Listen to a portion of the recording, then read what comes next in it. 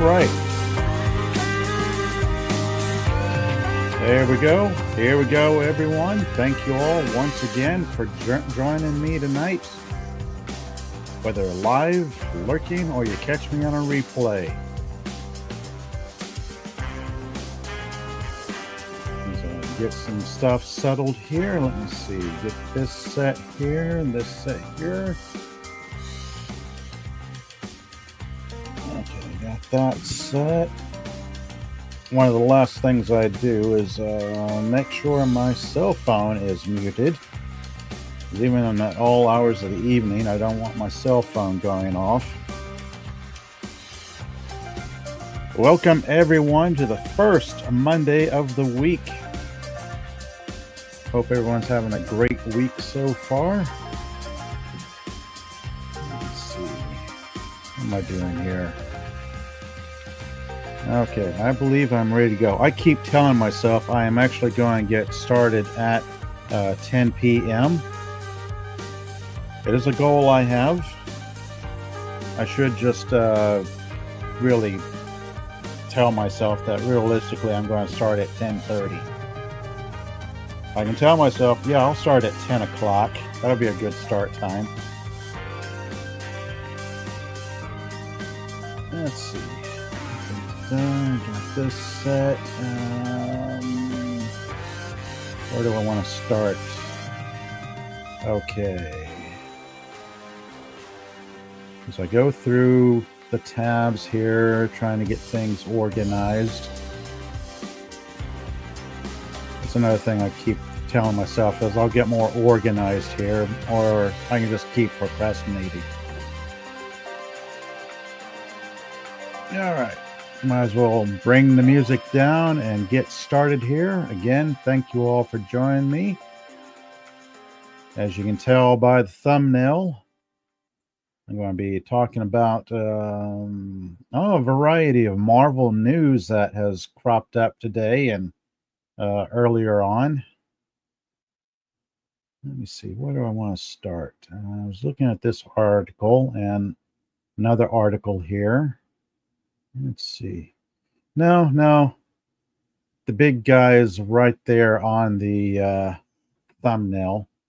So I might as well jump right into this pretty sizable news here. Marvel MCU news. Let me see if I click on this. There we go. This coming from the direct.com. Actually today, November 25th of 2024, by Jennifer McDonough. Yeah, it's been a long day. I mean, here I am stumbling over, should be an easy name, but anyway, Fantastic Four actor shares new photo that hints at MCU Galactus design. Okay, this is kind of interesting. I didn't really have much interest in this new Fantastic Four movie coming up, but this actor shared a photo that teased at a possible design for Galactus. As the headlines continues here, Ralph Ineson teased that the MCU's Devourer of Worlds will be anything but cumulus in appearance. Of course, referring back to a rather bad Fantastic Four where Galactus was just a cloud. Very, very disappointing. Very disappointing. I had to hit the cough button there because allergies being what they are this time of year. Crazy. Anyway, let me adjust my microphone here. Let's dive into this article here. There's a number of Marvel related news articles I'm be sharing with you all tonight. Let's see. A key Fantastic Four First Step star shared a hype-worthy Galactus-themed wrap gift. Arriving next July, the Fantastic Four First Steps will finally inject Marvel's first family into the MCU. Sure. With much trepidation, maybe? I don't know. That's just something I'm adding to this because, like I said, I'm not sure what to make of it. I'm not sure if it's going to be any good. Marvel has not had the best of track records of recent, whether on the big screen or the small screen. It's like they've had a trail of disappointment leading up to this. As the article continues, however, it's worth noting that this version of the team starts their superhero career not only in the 60s, but also on another Earth in the multiverse. Yeah, this is another bit in the MCU that they're just embracing. They're diving right into. Let's see. Ralph Ineson posts special Fantastic Four wrap gift. There's of course, there's Galactus. The Green Knight's Ralph Ineson, the man behind the Planet Eater and the Fantastic Four first steps, took to X, formerly Twitter, to post about the gift he received from Marvel after completing his role as Galactus, who was recently labeled as the Fantastic Four's most daunting challenge yet. And here it is.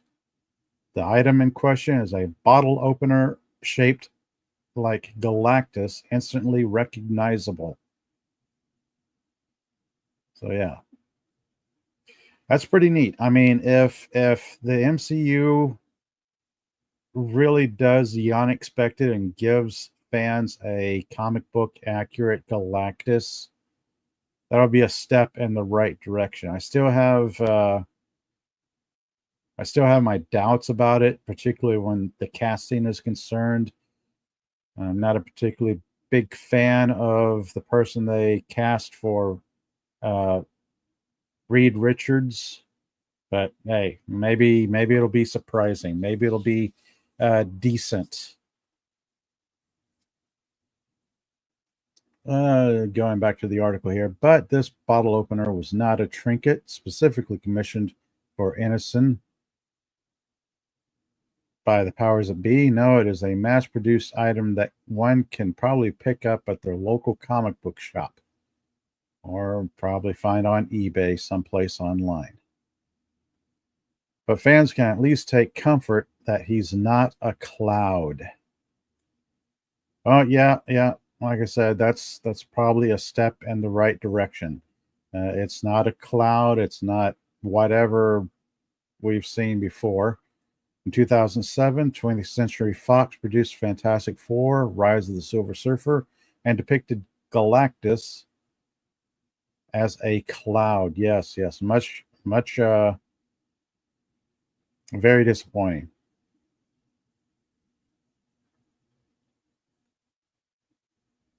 He was a particularly sinister looking cloud, to be fair, but a cloud all the same. Die-hard Marvel lights everywhere had a collective conniption upon witnessing what had been done to one of the Red brand's greatest and most powerful villains. But that was a different era when studios often feared going too comic booky with aesthetics, concerned that audience would find things goofy. Now, this is just kind of silly. I mean, you're making a movie based on comic book characters, but you don't want to fully embrace it because it might be too goofy. It might be too comic booky. This is what we fans want. Fans want things that are comic booky, especially those of us who grew up in the 60s, 70s, and 80s, enjoying all this stuff as kids. Now, we want the comic book aesthetic. We want the characters to look like they did in the comic books. So maybe there's a little bit of hope to this. Maybe there's something to look forward to this. I have my doubts, but this was kind of interesting. This is one of several articles I came across on Marvel. Let's see. I'll go next to this one right here. So the first one was from Direct. This one is also from the direct.com. Kevin Feige reveals exciting Fantastic Four movie and Avengers Doomsday connection. It appears that more than just Marvel's first family will jump from Fantastic Four first steps to the Avengers. They're trying. I'll give them that. They are trying. Like I said, I'm not too keen on their casting. I'm still not certain what they're going to do with Robert Downey Jr. And in my mind, in the back of my mind, I have this notion that this is going to be another fake out, much like the Mandarin. It's like, oh, he's the Mandarin, but he's not really the Mandarin. He's just an actor playing the Mandarin. And here is Robert Downey Jr.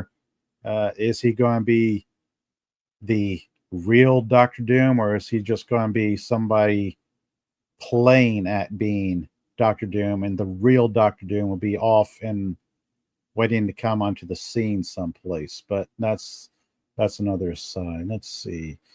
Marvel Studios President Kevin Feige announced a connection between the Fantastic Four and the Avengers Doomsday and a new showcase.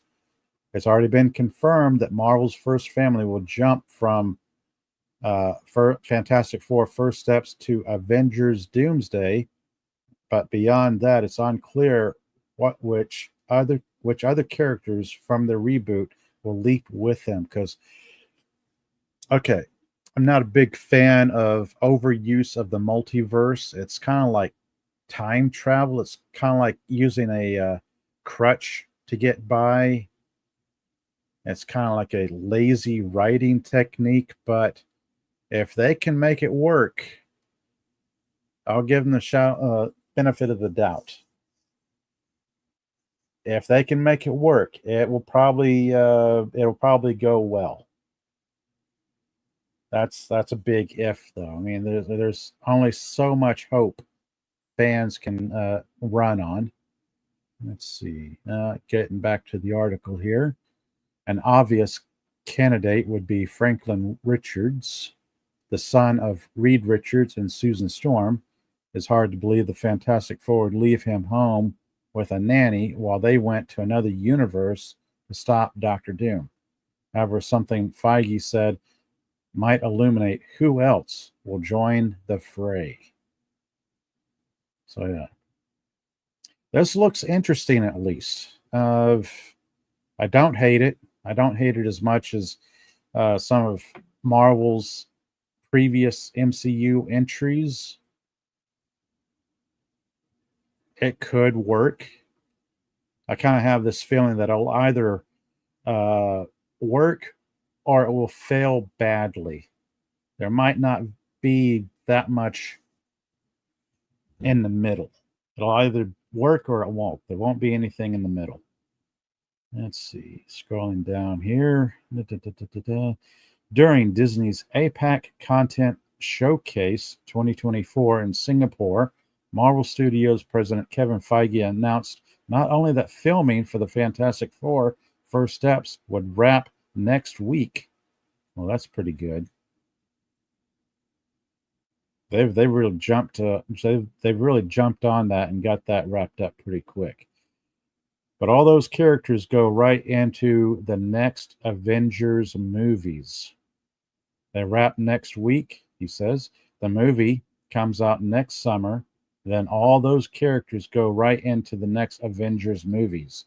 So I'm very excited for the future of the Fantastic Four. When Feige said all those characters, it seems to blah, blah, blah, blah. I can't talk. It's been a long day. It seems to suggest he's speaking beyond the titular Four. It would be odd to say if he. It'd be. It'd be odd to say it if he only referred to Reed Richards, Susan Storm, Johnny Storm, and Ben Grimm. This could mean characters like Galactus, the Silver Surfer, Franklin Richards, and possibly Robert Downey Jr.'s Doctor Doom, which I still have a hard time wrapping my brain around, but okay, may join Marvel's first family in the journey from First Steps to Avengers Doomsday and Secret Wars. This, and of course, it comes down here. It's got a little video clip, which I'm not going to play because I have no idea how YouTube handles things that might be copyright stuff. But anyway, the paths to Avengers Doomsday, considering the lore from the comic books, which the MCU has been ignoring or picking and choosing what they want to use. Ralph Ineson's Galactus getting involved in Doom's machinations makes sense for the character. He is a cosmic being who has existed since the beginning of each new incarnation of the universe and helps maintain its delicate balance, which Doom would disrupt. Which is kind of interesting. I mean, okay, there's a lot of story there. I'll give it the benefit of the doubt. It still feels like a train wreck. I mean, I'm trying to be positive here, but there's a part of me that feels like this is a slow-moving train wreck. Now, getting back to the article, it would be a surprise if Galactus weren't accompanied by his herald, who could still be Julia Garner's Silver Surfer, which many people have already covered. We all know this is coming. In their first meeting in the comics, Doom stole the power cosmic from the Herald, which could happen again in Avengers Doomsday. Then there's Franklin, the omnipotent son of Reed Richards and Susan Storm, someone who, even as a child, scared Galactus with his boundless potential. At the end of 2015's Secret Wars and Marvel Comics, Franklin helped recreate the multiverse after it was destroyed and the incursions. Didn't they already do this in the Loki TV series? I don't know. I didn't really watch the second season, but I got the gist of it. Anyway, finally, as the article continues, there are rumors that Robert Downey Jr.'s Doctor Doom will appear in the Fantastic Four. So he'd only be expected to follow Reed Richards and his accused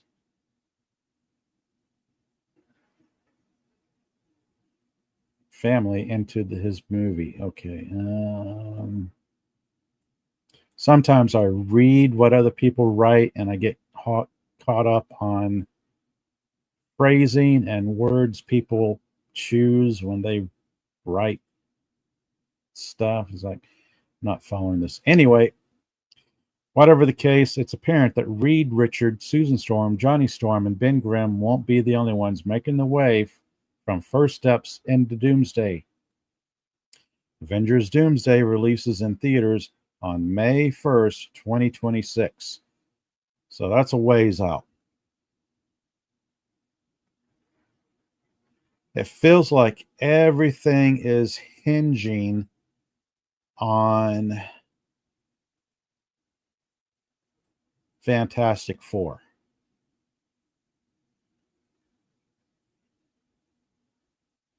Whether for good or for bad, Fantastic Four will be the gauge by which the next phase of MCU will play out. Like, I kind of have this feeling that it'll either be really, really good or really, really bad with very little in between. So, of course, everyone knows that the MCU has been struggling. They've had a series of movies that have not performed very well. Their TV shows uh, have been lackluster at best. So, like I said, I'll give it the benefit of the doubt. But on one hand, yeah, there's a little bit of hope that they might pull it off. On the other hand, it really feels like a slow moving train wreck. You're sitting at a safe distance, you see the train moving along, you see it about to wreck, see it about to go off the tracks. Nothing you can do about it. People are trying to do something, but you're just sitting there watching, wondering what's going to happen. Of course, this leads into the last Marvel article I have for tonight. Let me share this tab here. Now, speaking of train wrecks, oh goodness, this article is, who did this? World of Real, worldofreal.com, your place for alternative movie news. November 25th of 2024. So yeah, day. Headline stating Marvel calls for more reshoots on Captain America Brave New World after failed test screening. Now, this does not bode well.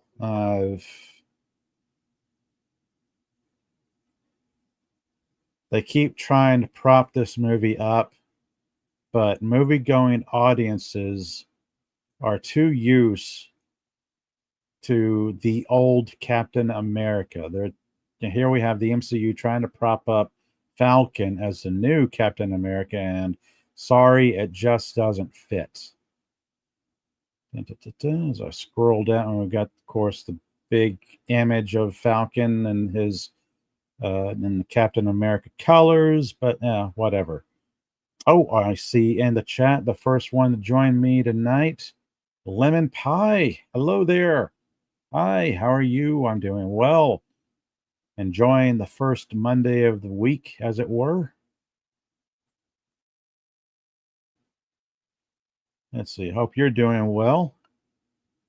I've been sharing some Marvel movie news, or just a few articles I've been covering here so far. Let's see. This was a pretty fun article because it really goes into the train wreck, the possible train wreck that Captain America Brave New World could be. Let's see. Anyway, let's get into it here. Let's see. It's only a few months away. Only a few months away. That's the scary part. But Marvel isn't done with their endless tinkering on Captain America Brave New World. Yeah, nothing says you're in trouble like reshoots and more reshoots. Yes, as the article continues, Scooper Daniel Reichman, the CBM, is reporting that a third round of test screenings for the film recently took place, and once again, the reaction wasn't what Marvel had hoped for. More changes are being done on the film. Yeah. I keep using the word train wreck. Would dumpster fire be a better? Would it be more? I don't know. Train wreck into the dumpster fire? Who knows? That's just my own commentary. It's not clear how extensive this new additional photography is and whether director, quote unquote, director, Julius Ona is present. But there's got to be an end to all of this, right? That's a good question. The film gets released a little over 2 months from now. That's crazy. Recently, a rep close to the Brave New World production wrote to me and described the additional photography as standard in business, and specifically on large films requiring pickup. Sure. This is the third round. Not you did it once, you did it twice, and now you're doing it a third time. Third round of reshoots on Brave New World. Earlier in the year, Marvel got to see a rough cut of the film, but felt the action scenes were not big or satisfying enough. A poorly rated test screening didn't help. Yeah. Word was that 3 major action scenes are being reshot from scratch. Wow. This kind of reminds me to what was it? Years ago, there was talk of reshoots with Disney Star Wars, one of their Star Wars movies, where they were uh, doing reshoots on it, and word had gotten out that they were looking at it as modular in design. Like they were looking at the filmmaking process as something that you could do modularly, so to speak. It's like, oh, if this didn't fit, you just reshoot it and reinsert it. Let's see. Matthew Orton was hired by Marvel to pen the additional scenes and material. Orton's work is being shot in this latest bout of additional photography, which includes star Anthony Mackie, Giancarlo Esposito, and Danny Ramirez. Yeah, Lemon Pie saying modular. That sounds terrible. Yeah, just one of the words I heard floating around years ago. I don't know if it's true or not, but it's just something that I picked up on. It's like, yeah, we just look at the whole story as uh, bits and pieces or modular. Like if this bit didn't work, then we just reshoot it, yank it out, put in the new bit, and away it goes. The Lemon Pie saying instead of an organic whole story. Yes. Part of this makes me feel like they are writing by. They're probably not, but it kind of reminds me of this phrase, writing by committee. You don't have like a dedicated screenwriter or maybe a small group of screenwriters working on a project, but you have a whole group of people saying, well, this didn't work, let's do this, or this didn't work, let's do this instead. Yeah, that sounds exactly like it fits with the Star Wars sequels. Yeah. And this is apparently what they're doing with Captain Falcon here. I don't like calling him Captain America. The real Captain America, Rogers, was superhuman. He had taken that super serum. He was super strong. He was able to like do incredible feats and whatnot. Falcon, not so much. To the best of my knowledge, Falcon has never taken anything like the super soldier serum. He's just a normal human with normal human physical abilities. The character's athletic and able to do jumps and flips and all that with his wings and whatnot, but he should not be able to throw the shield around like the real Captain America. I think this was a bad thing where the MCU went off the rails. Sticking with the train wreck analogy, when they aged out the real Captain America, they were left with a void in the character they could not fill. Well, I take that back. They could have filled it with Bucky Winter Soldier, because if they had passed the shield on to Bucky, it would have been a really nice redemption arc for that character. But instead, they're not utilizing Bucky. They're not really using him as a super soldier. They could have made him redeemed his character, redeemed the terrible things his character did in the previous movies, given him a purpose, made him a new Captain America, someone to lead the group, someone with experience, much like his best friend. But nope, they went with Captain Falcon. Anyway, Brave New World had originally wrapped filming in June of 2023 and was set for a July. I have not been keeping up with this. I have zero interest in this movie, so I have not kept up with release dates, but this is crazy. It should have already been out in theaters before being delayed. The budget is said to be nearing the $400 million mark, which spells major trouble for Marvel, who are banking on Mackey's Captain America to be one of the key characters in post-Endgame MCU. Sorry, you're backing the wrong horse, but that's just me. Yeah, I keep using the word train wreck here. Fantastic Four has a lot writing on it. Captain Falcon America has a lot writing on it, but one of these movies, I believe, will perform better than the others, especially since the budget is nearing 400 million, which means you got to put marketing, advertising in that, and then you got to hit what, 2-3 times this amount just to have a profit.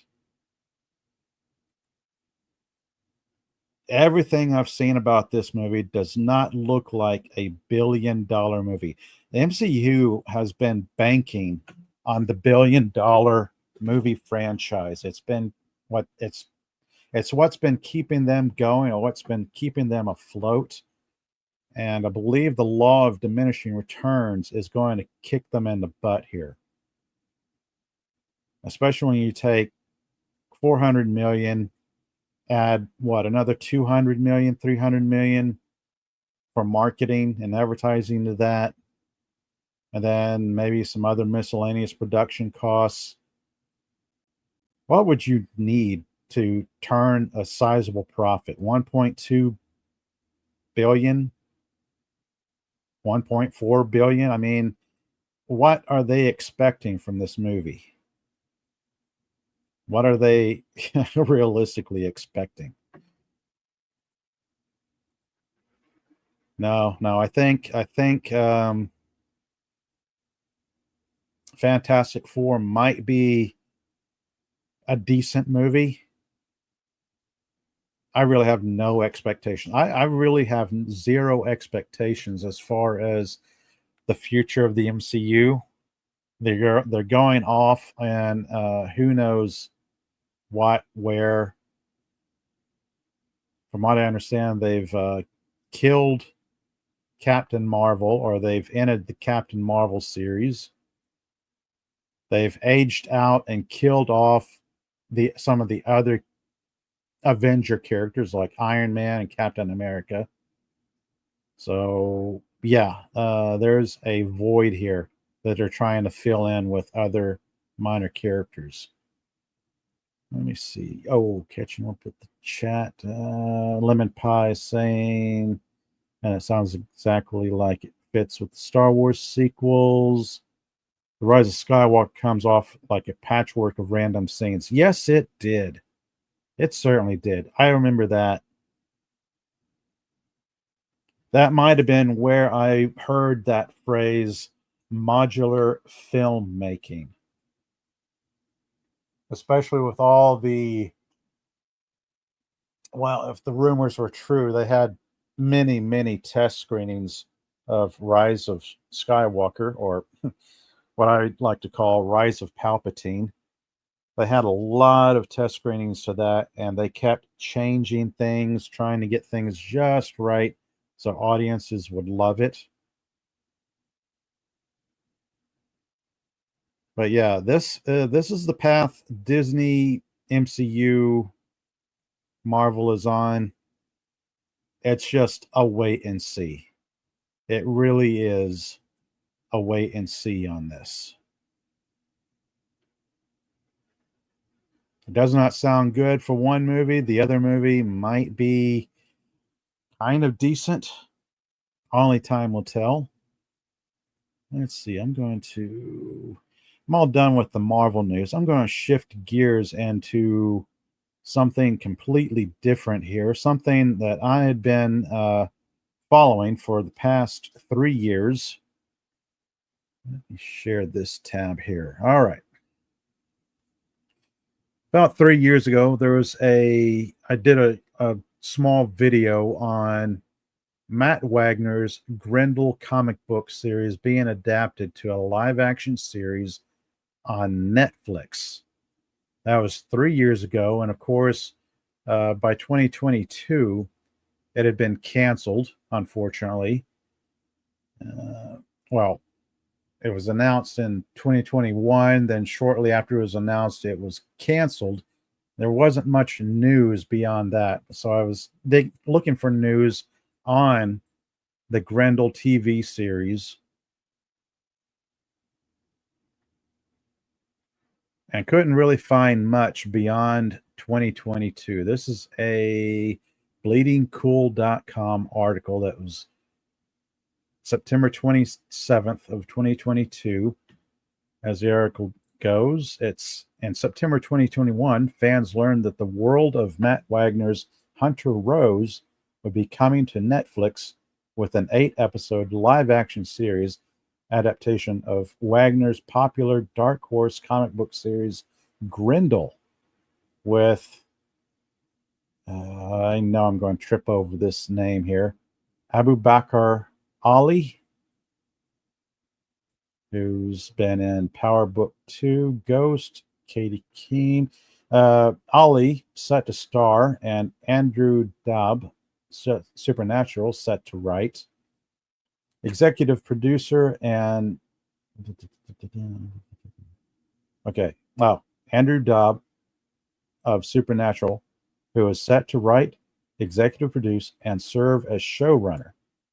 The series was set to be moving forward as of August when Wagner shared a teaser look at the completed pages of a project that would run 120 pages of a new story and artwork from him to coincide with the series. Unfortunately, all that changed when the Wrap reported that the series will not be moving forward at Netflix. This is all about not quite 3 years ago. This was about 2.5 years ago. The decision was not taken lightly, and the show's producers did have the opportunity to shop the project for a new home. Now, those of you who are familiar with Matt Wagner's Grendel comic book, you're familiar with Hunter Rose, the character, the actor they picked to play him. That's good casting. I like that. I liked that when I first learned of this 3 years ago. He really does look like the comic book character Hunter Rose. And then we scroll down here. This article gives headshots of all the other actors who are playing the parts in the comic book or the adaptation here. Yeah, I can believe this. This looks like a really good cast of characters, which is kind of a shame because that was a pretty good comic book. Let's see. For those who are unfamiliar, it's got a little synopsis of the storyline here. Ollie's Rose, Hunter Rose, is a gifted fencer, writer, and assassin who seeks to avenge the death of a lost love by going to war with New York's criminal underworld. but why beat them when you can join them? That's essentially the gist of the plot line between Grendel, the Hunter Rose era of Grendel, because the story has been going on uh, for some time. There was Hunter Rose, there was Christine Spar, and then Wagner continued the storyline with Dark Horse all the way to the far-flung future as humanity went through a world war and the Grendel Force. It was kind of interesting. I'm not normally into stories with villains as the protagonist or the main character, but this does kind of fit with, what is it, people's fascination with villains as the main character in TV shows, particularly from the early 2000s all the way up to like 2012, 2008, 2012, 2013, that era. There has certainly been a number of TV shows that have had bad characters as the good guys, you can say. Let's see. Sharing this article here. This is the wrap.com. This is talking a little bit more about the future of the Grendel series. This when was this written? This was written also September 27th of 2022. So 2 years ago, it was canceled. The streamer will continue its overall deal with Dark Horse Entertainment, sources say. So this particular project didn't move forward with Netflix, but Netflix is still working out with Dark Horse Comics to move some of their books into live action adaptations, which could be interesting. Also, this article goes into, let's see, this article was talking about how the 8 episodes of Grendel had already been shot when it was canceled. So it could potentially find life at another streaming network, which is kind of interesting. It's something to keep track of and follow. Let's see. I'm going to. All right, so that's it for the Marvel and Dark Horse Grendel TV news. Now, as I had mentioned earlier, people's fascination with villains to root for, or villains that people care about for some strange reason. Lemon Pie. Lemon Pie saying, "You must go. Take care and have a good night." Well, that's cool. Good night, Lemon Pie. Thank you for joining me in chat. Very cool seeing you here tonight. And again, I want to say thank you all for joining me tonight, whether you're live or you're lurking out there or you catch this on a replay. Thank you for joining me tonight. Okay. So, yeah, the whole Grendel article about the Grendel TV series kind of made me start thinking about all these TV shows that have villains as the main character. For some reason, people have this fascination with villains, or I almost said the underdog. They're not quite the underdog. They do bad things, but sometimes for good reasons, and then sometimes for bad reasons. But mostly it's like they're doing characters that are doing bad things for bad reasons. And it's really interesting, this period of television that has audiences just glued to their sets, watching episode after episode. And Screen Rant here, this article goes into some of these shows, some of these characters that people root for. Let's see. 8 TV shows that make you root for the villain, it says. This is published on March 31st of 2024. Villains on TV can be so well written that audiences start rooting for them, adding complexity to the narrative. Yes, that is kind of interesting that you can have a character so well written that even though they're the bad guy, they do bad things, people will still follow the characters. Anti-heroes like Walter White and Dexter Morgan blur the lines between protagonist and antagonist, compelling viewers. And again, I wouldn't even use the term anti-hero, much like the quick one-sentence synopsis I read for Grendel, where he's a assassin and he starts going after the criminal underworld in New York, but then decides to take over the criminal enterprises. That's not a hero. I wouldn't even call that an anti-hero. That's something villains do. But yet, depending on how well these characters are written, can make them compelling. TV shows excel when exploring flawed characters and allowing the audience to draw their own conclusions on morality, which is pretty interesting because usually people in general, I like to think, have a pretty good sense of morality. There's good guys and there's bad guys. Good guys don't do bad things or shouldn't, whereas bad guys do bad things, but they might on occasion do something good. Well-written villains on TV shows are a vital part of a series' narrative, and in some cases, the villains are so good that the audience starts rooting for them.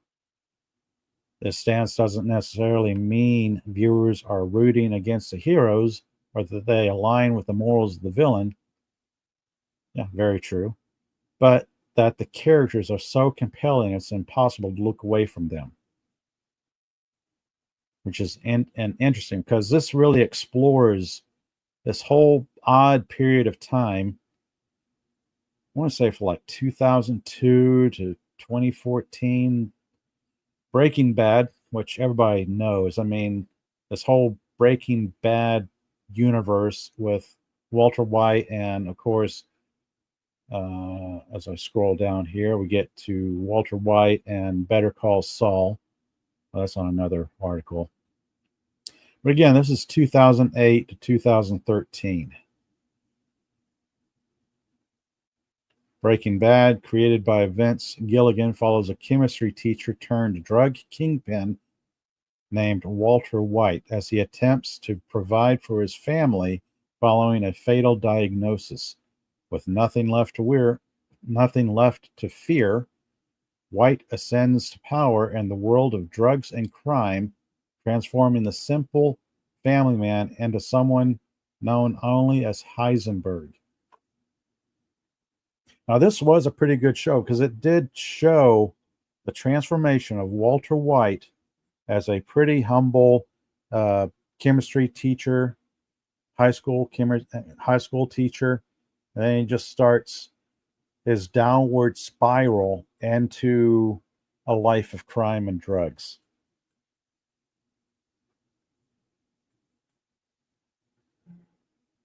I guess you could say in a way that it was a morality tale. It's showing what happens when good people go bad and how their actions lead to their downfall.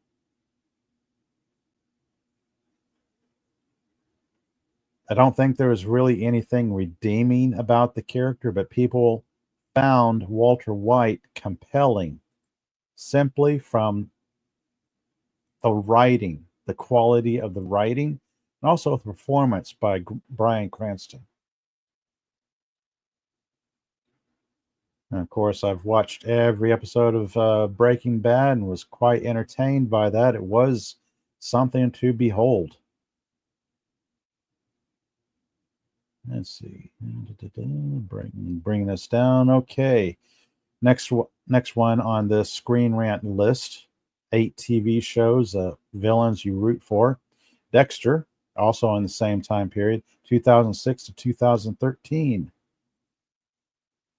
Based on the character created by author Jeff Lindsay, Showtime's Dexter follows Miami Metro Police Department's most skilled blood spatter analyst, Dexter Morgan, as he attempts to satisfy his dark passenger's need to kill by hunting down criminals who have escaped justice. Basically, the premise was what if a serial killer only killed bad guys,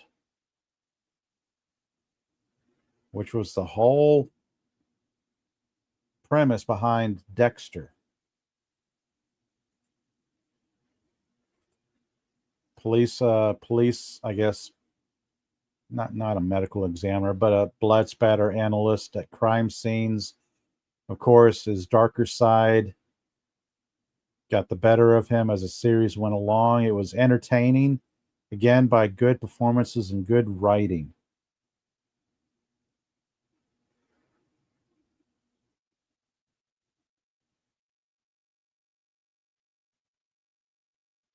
As the article goes here, despite being intelligent and quick-witted, Dexter is continuously up against faster and better killers who are determined to expose Dexter as a monster he is and take him down with them.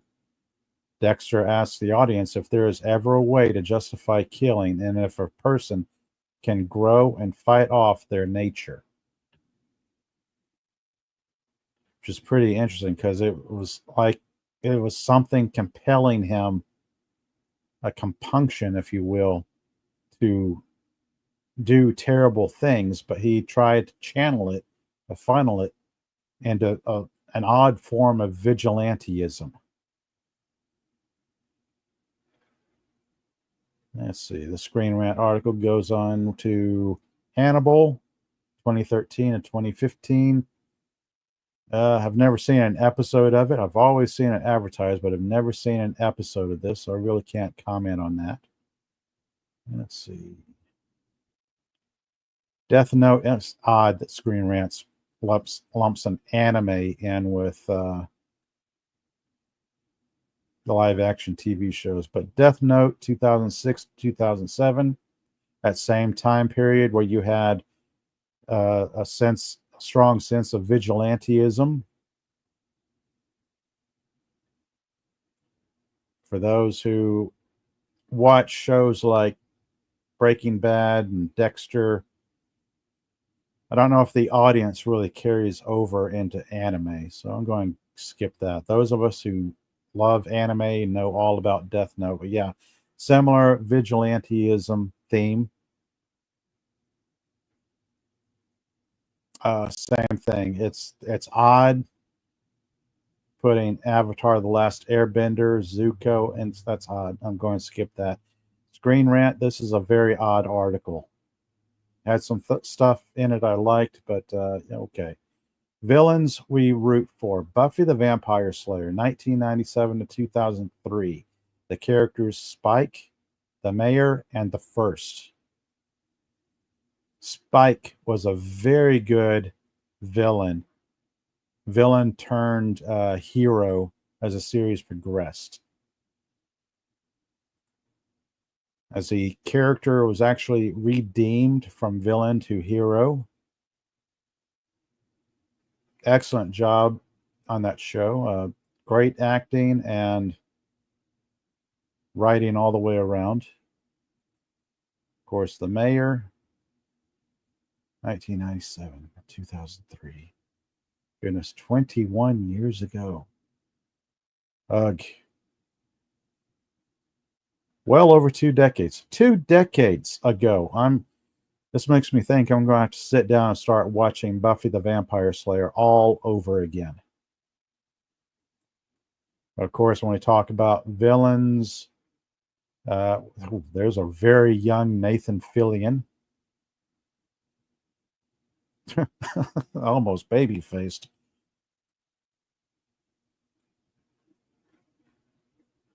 The reason Buffy was and is such a cultural touchstone is because of how three-dimensional so many of the villains are. That really speaks to the quality of the writing and direction and acting on the show. I mean, for the most part, Buffy was a very, very good series. It did have its bumpy episodes or ups and downs. There were bits that just worked better than others. But yeah, overall, Buffy was a really good series with villains you kind of rooted for.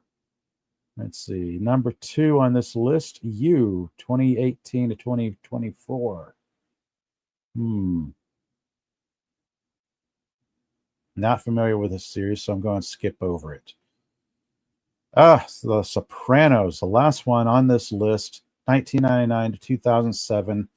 The last one of Screen Rant's TV villains that we enjoy or people root for.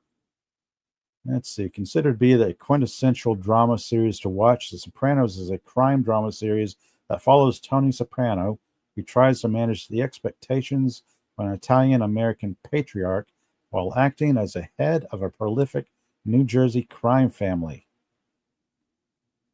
I've always heard people talk about this show, but I've yet to see one episode of it. It's one of those shows that I'm just going to have to sit down and make the time to watch. Oh, and the chat. I see. Hello there, DJ Ronnie G. Yes, finally. Multiple times I see your stream right after it ended. Yes. Well, you caught me just in time. Oh, your mom loved Buffy. That's cool.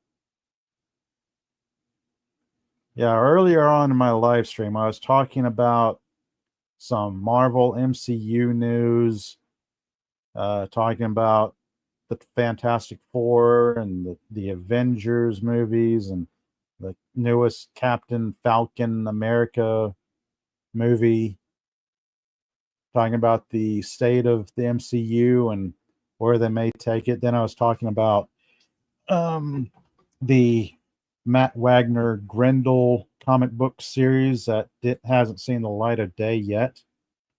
That was produced but canceled for Netflix. Then I was using that to springboard from Grendel to TV shows that had villains as the main characters. So let's see. What am I doing here? I'm about to go to another article. Checking my time here. Let's see. So continuing on with the trend of villains you root for, or villains people root for. 8 shows to watch if you love Ozark. This is townandcountrymag.com, published January 20th of 2022. Twisty tales of drugs, crime, and double lives to tide you over until the next installment of the show's final season. I'm talking about Ozark here, I'm guessing. Started watching Ozark. It was kind of interesting, very much like Breaking Bad or any other series where good people start doing bad things and either continuing doing bad things or feel trapped where they can't get out.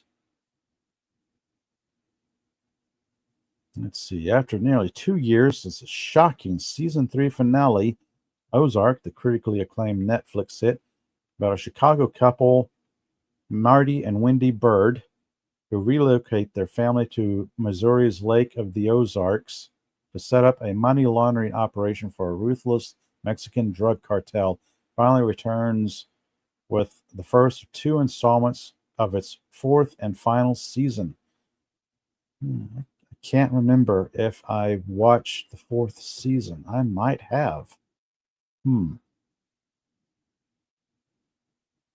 Anyway, plenty of twisty tales of crime, drama, intricate drug operations to be found around the TV verse to tide you over until the final set of Ozark episodes premieres later this year.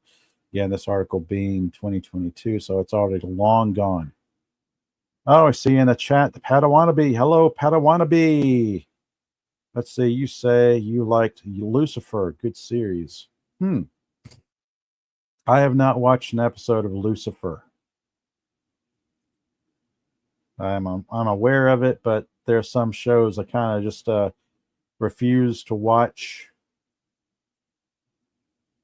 Let's see. Of course, this article talks about Breaking Bad. Everybody knows Breaking Bad and Walter White. There's Better Call Saul. Honestly, I think I like Better Call Saul as a series. I liked it better than Breaking Bad.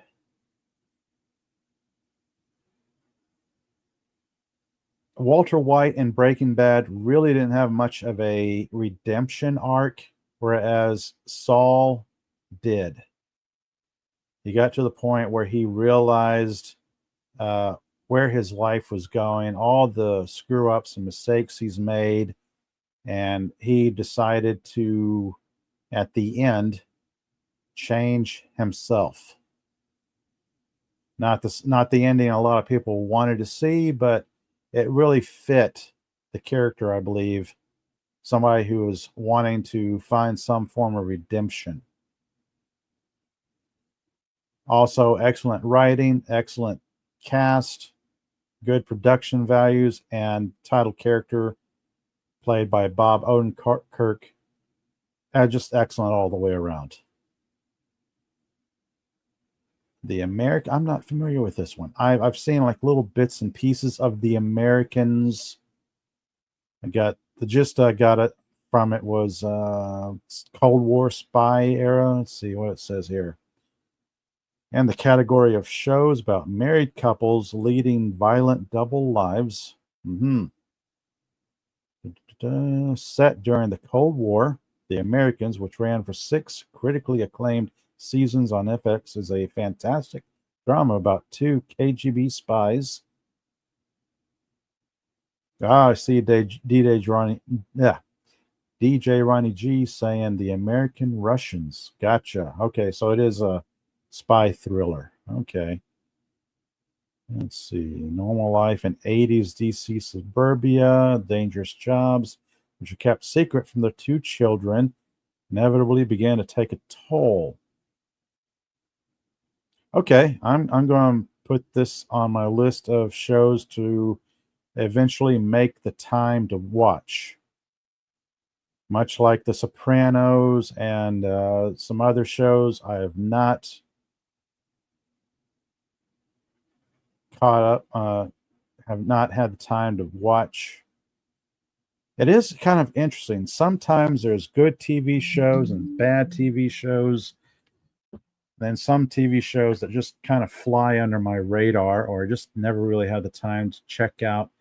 The Americans and The Sopranos were 2 of those shows. So that's on my future watch list.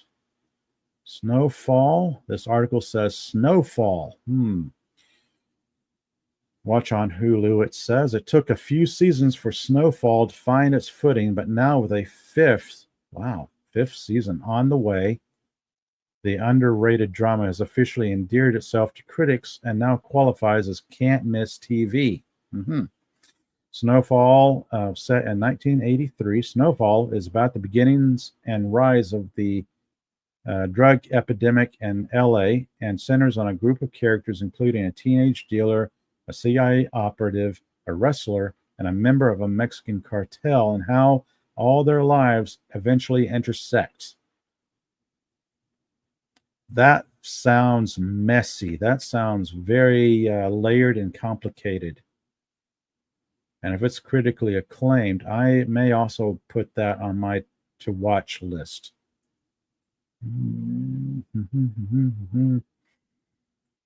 Let's see. Padawannabe saying, honestly, though, Bob Odenkirk, the guy who played Saul, is a better character, and Bob has so much writing experience to help his performance. Yes.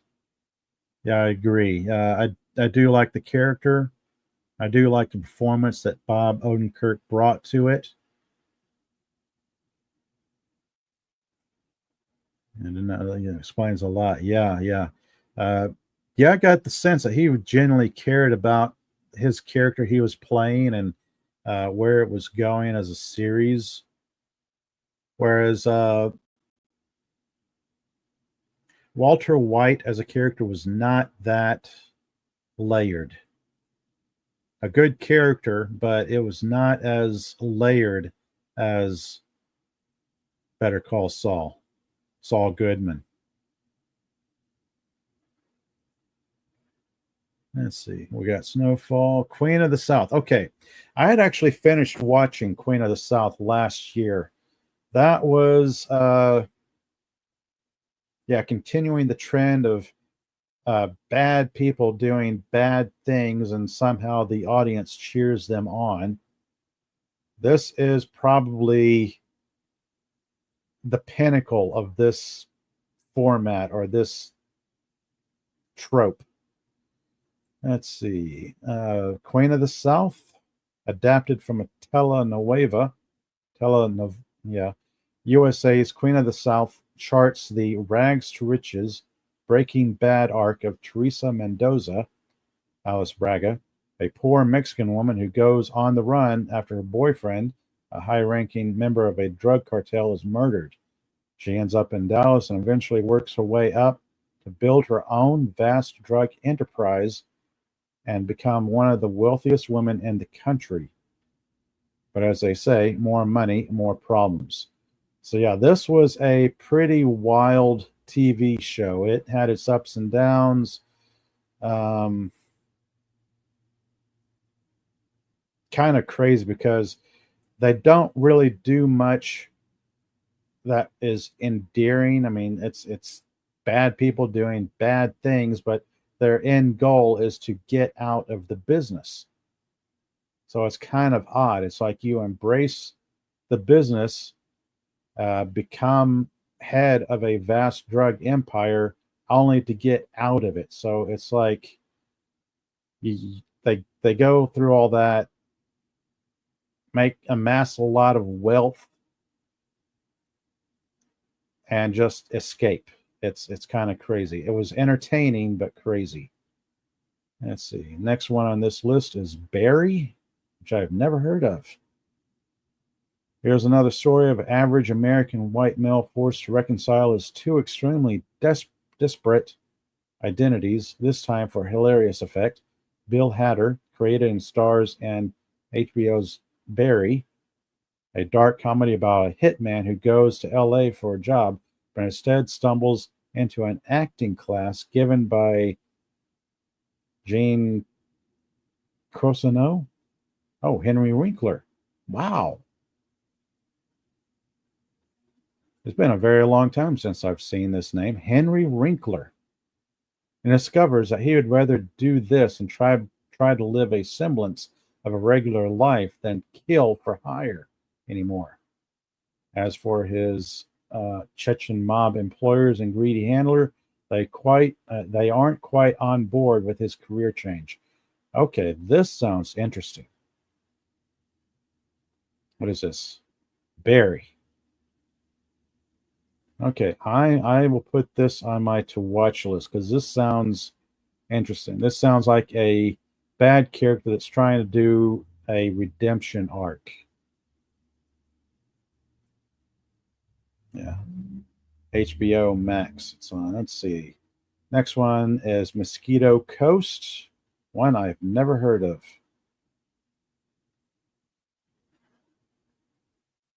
Narcos. Let's see. Mosquito Coast.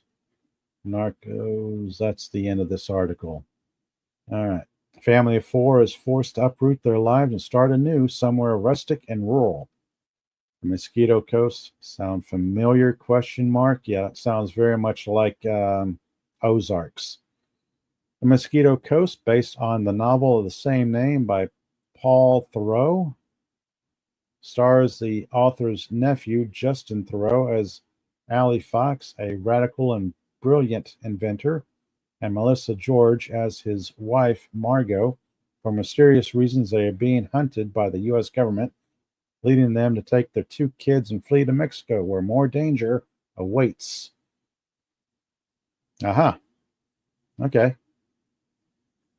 Narcos. Let's see. Origin stories about ruthless drug kingpins. Narcos is based on the rise of Pablo Escobar. Yeah, there's been so many movies and TV shows based about this guy. I might have watched Narcos. I can't recall. Either Narcos or a Korean drama, oddly, that has the same name and similar premise. But anyway,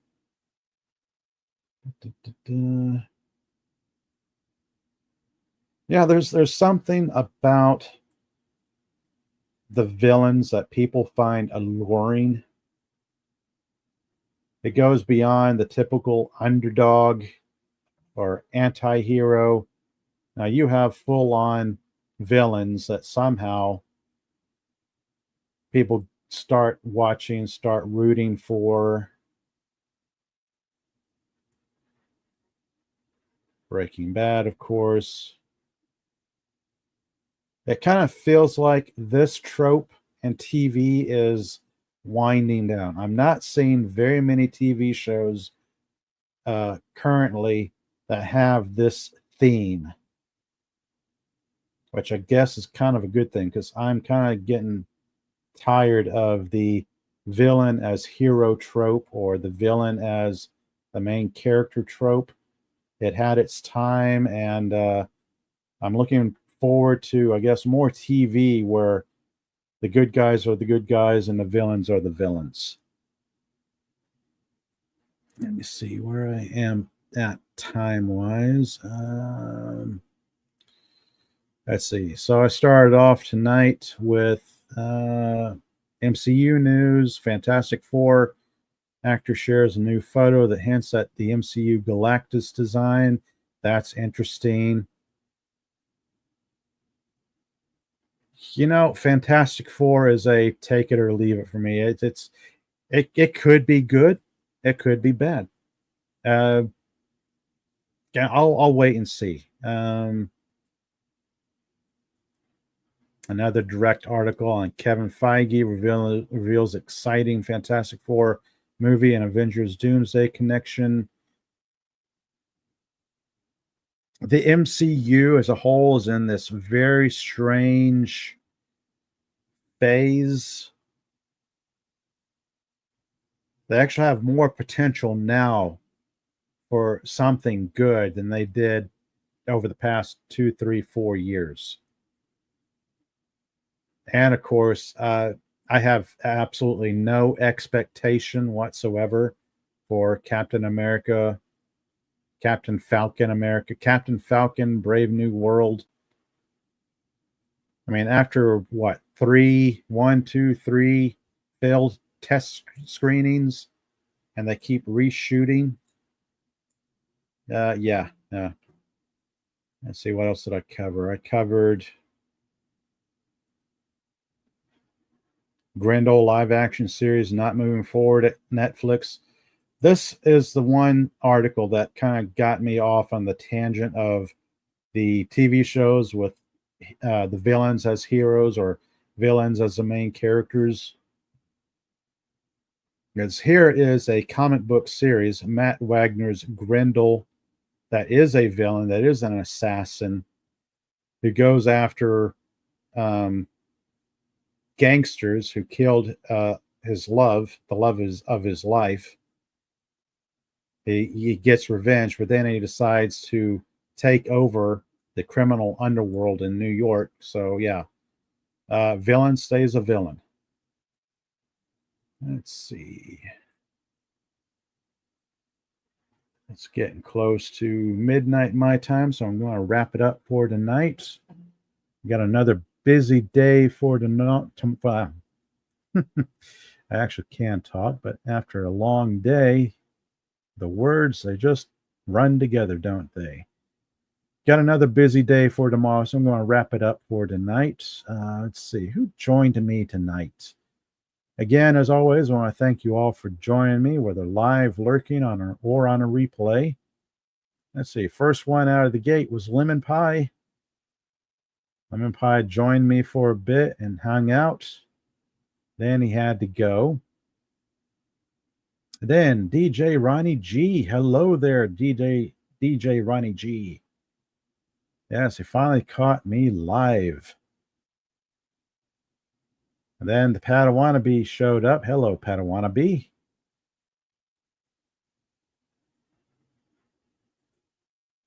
Tomorrow. Yep. It's only a few hours away, or a few hours of sleep, or ever how many hours of sleep I can get tonight before getting up early and doing it all over again. Like I said at the start of the stream, it's the first Monday of the week for many of us.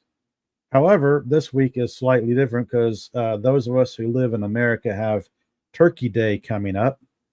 So Thanksgiving Day, we'll get a few days off. Those of you out there who work Monday through Friday jobs, yeah, you get a few days off. Nice long weekend.